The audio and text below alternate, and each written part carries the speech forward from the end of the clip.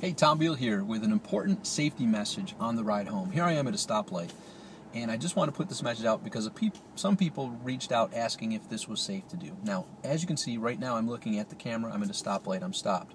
What you will see when I'm driving is I stay focused on the road. And every once in a while I may glance at the camera, but it is in my direct line of view. It is safer than if someone were in the passenger seat and me looking over to say hi or talk to them in a passenger seat, and or out the window staring at a building or a car wreck or something like that. My eyes are focused on the road. I may glance at the camera occasionally, but it is adhered to the windshield. And I've already made up my mind in advance, if something were to go wrong and the camera were to fall, that's okay. I'm not going to be jumping for it or reaching for it. And I'm sharing this just because I think it's very helpful if anyone were to try to attempt what I'm doing.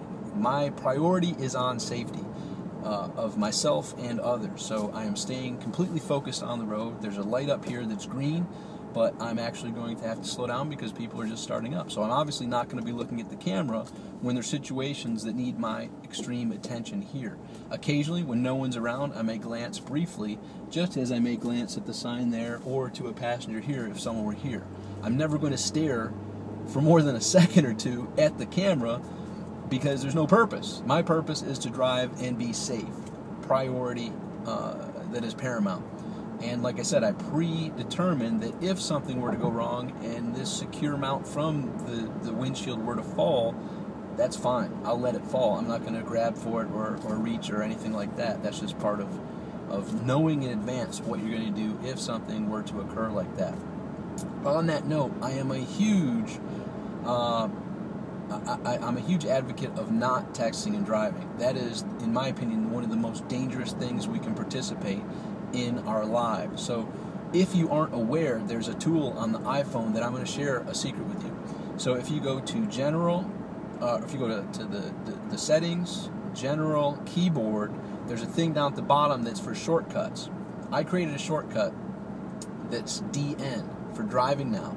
And I created a whole long text like I'm currently driving, and by the way, I'll type DN when I'm at a stoplight and it's safe to quickly open up the phone and type in DN send, and it sends a message saying that I'm currently driving, I'm unable to text now, I will text you when it's safe and when I'm able to. Thank you for understanding. And that's all in a message that comes up when I open up the phone and press DN, which I do at a stoplight that I'm currently stopped and it's safe to do so.